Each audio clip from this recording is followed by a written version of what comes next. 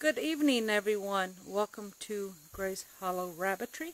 I'm PJ, and I'm located here in northwest Arkansas, where I run an ARBA registered rabbitry. I raise commercial meat breed rabbits. I raise New Zealand's in black, blue, and broken, and silver fox in black and blue. Good morning, everyone. I hope everyone had a great Christmas. Now, I had some baby watch videos before, but winter has not been good to us. Ashdown had a single kit, and I was pretty sure it wouldn't make it because it's pretty cold. And I was sure hoping to have other bunnies that I could foster it off to so that it could stay warm. But Cass, she had a litter of 6, but for whatever reason, they stayed on top of the nest instead of down in the hole that Mom had dug. She dug a nice little nest and covered it or lined it with fur. She did what she was supposed to do, but the kits were on top of the hay instead of down in the hole, and so they all froze. They were newborn, they were still wet, and it was just too cold to be out of that fur. So we lost her litter of 6. Blue Eyes skipped, and Pocahontas skipped, and then Waterloo skipped. So there was no other bunnies, no other litters to foster Ashdown's kit to, and so we ended up losing that kit at about 4 days. I was kind of hopeful because at 4 days it had fur, but it dropped down to the teens, and it was just too much for one little baby kit to stay warm that way, so we did lose it.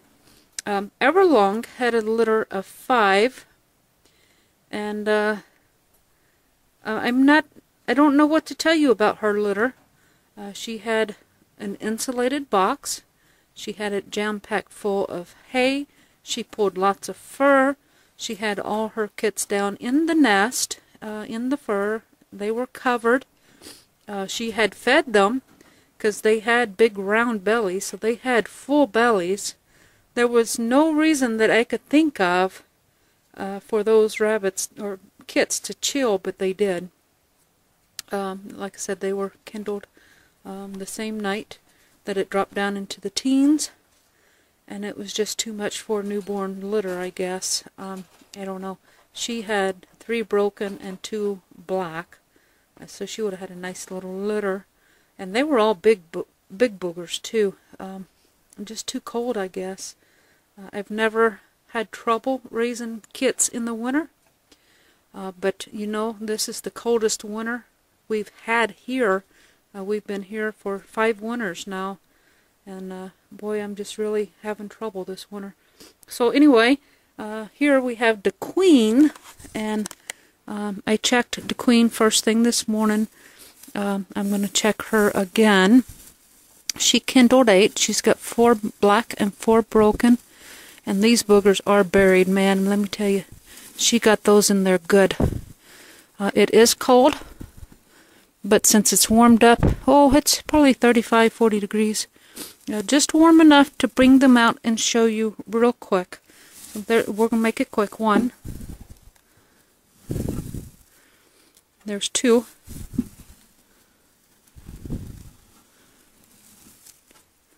There's 3.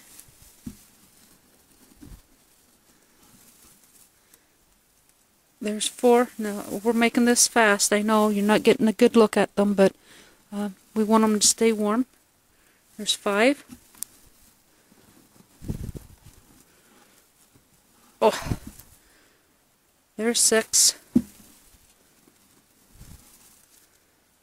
There's 7.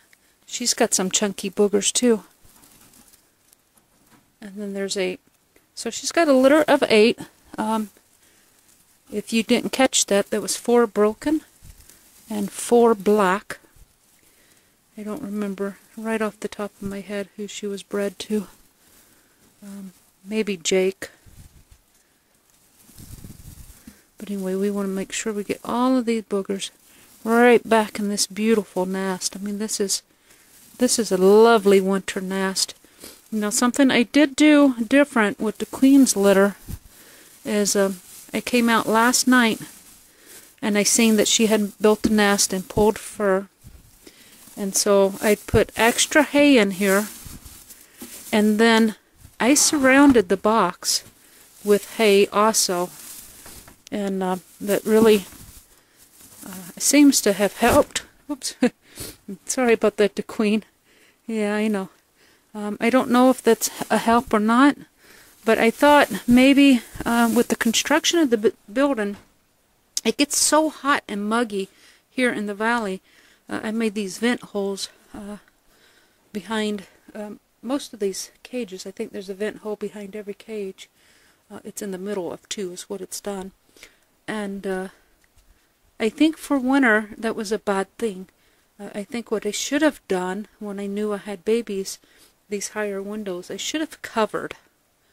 Because my guess with Everlong's litter, what happened was the wind came in and cooled off this metal box so much that it didn't matter how well insulated and how warm Mom made that nest box. That wind coming in was just too much and chilled the metal box, and therefore we lost the litter. So I think that's the problem. We do have the carport moved now, and we're starting to work on that. So hopefully this is not going to be an issue again if we can get past the next few days. Anyway, the queen has done really good with hers. They were kindled this morning, early this morning, late last night. And I'm keeping a bunch of hay. I'm going to put more hay in here tonight over the top of the nest box and here in the corner, just to kind of keep that wind off and just warm this box up just a little bit more, and maybe give these guys a fighting chance, because it is supposed to be rather cold for the next few nights. And if we can get them warmed up long enough for them to, you know, make it to that first week where they have a good coat of fur on them, we should be out of the woods. But anyway, that's all we have right now. We have 3 more does due today and tomorrow. We have Shawnee that's still due. We have Washita that's due, and then we have Dodie. Now Dodie is a 3.5-year-old doe. I haven't had a litter out of her yet. She's my broken blue doe. But hopefully we can get a litter out of her before it's too late.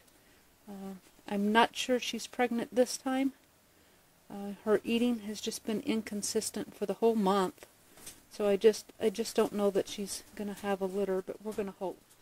We're supposed to have another really cold night tonight, and I'm trying to figure out what else I can do to give these babies a fighting chance.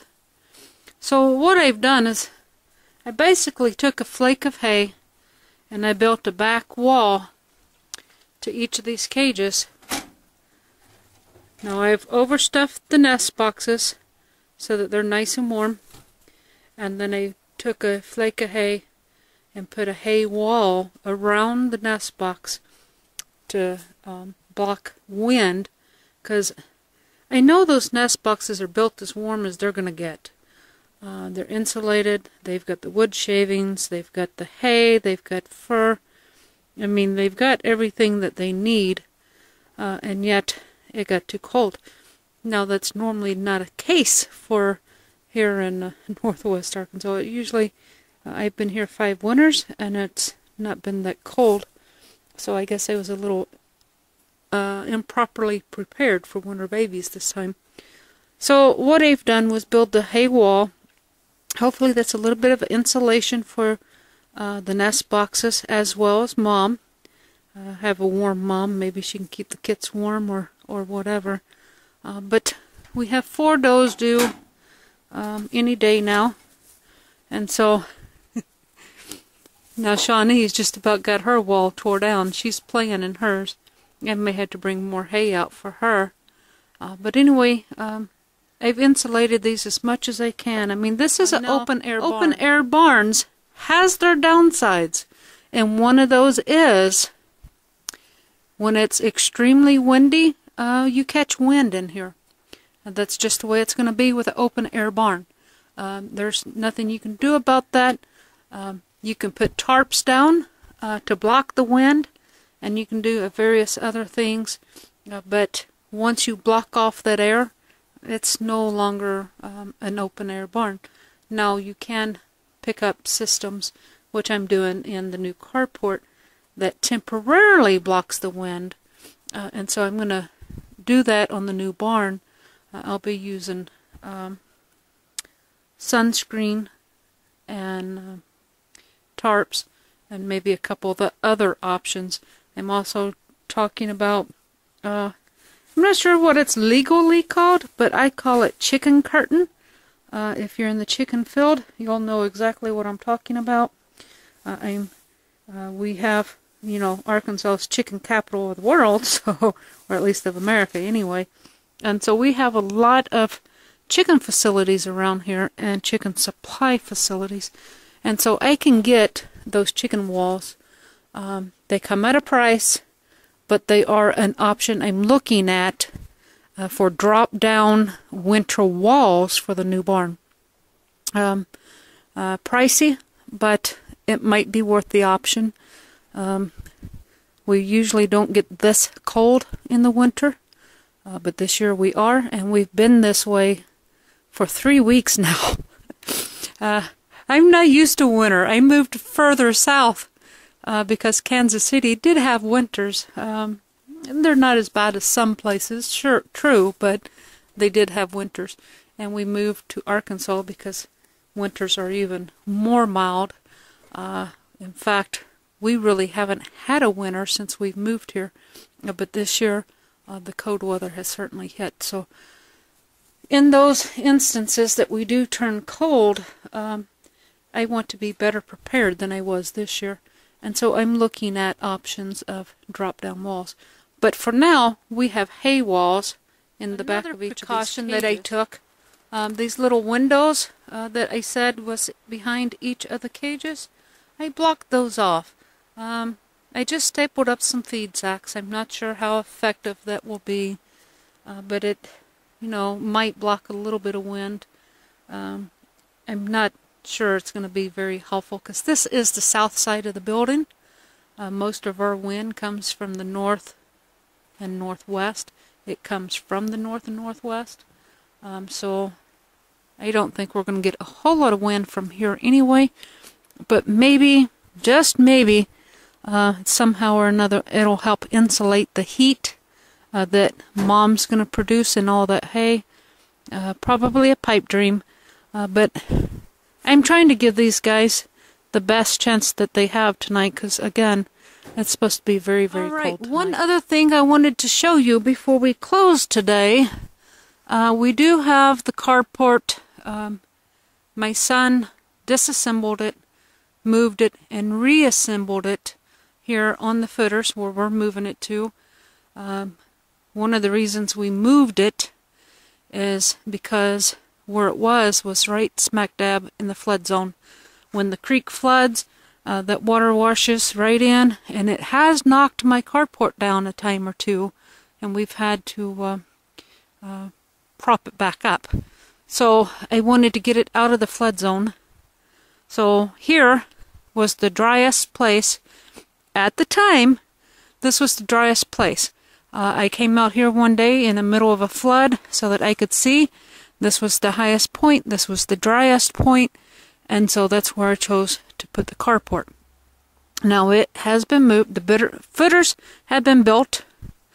And the carport has now been moved. This has taken several months. I had a contractor. He quit. And so, you know, this has just been Junior, me, and Daddy J doing what we can when we can, a little here and there. But it's moved, and we have our supports in. And we're building, digging trenches now. We got this side done, the trench. Let me explain what we're doing. My neighbor over here has trouble with his driveway, and he has tore out his driveway, and you can see over here on the upside, he built a new driveway. Well, that new driveway is worse off than the original driveway. So he has got all this stuff dug up, and now, this was not the case early in the spring when we started this, but now you can see in my yard, when it rains, all that water you can see comes from both of those driveways across my yard. And then look, the force of that rain, look at what it has done to my yard.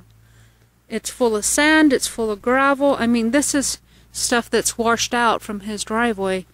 And now look at this path. You can see where this rain goes. Look at that. Straight to my new barn placement. Needless to say, I am not happy about that. But this is what I have to deal with. This is what I have to make work. So what we're doing now is trying to turn that water and keep it out of the barn so that I can come out here and have a dry place for my rabbits, for my feet. So that's why we have the footer, and we've got about a 6 at the lowest corner, which is here. This is about a 6-inch ledge. Surely that will turn the water. Now I do have a little ramp built here that I walk up, and then of course, you know, this is level, so we've got over a foot down here at the corner. Well, that leaves this. There's a problem here. What are we going to do? So the best thing I could come up with is we have the cinder block supports here. That's going to provide a little bit of a wall, but we're digging down 21 inches here. And what we're going to do is, starting here, which, you know, this is only 4 to 6 inches above the ground here, we're going to screw in 10 all the way across, and we're going to drop it down into the ground 21 inches. Well, up here will be 21 inches in the ground. Down there, not so far. And then we're going to backfill this with gravel and dirt. And then I think I'm going to put a gravel and sand floor inside, possibly. And hopefully the water will hit that tin and we'll, go ahead and roll on down and go around the building.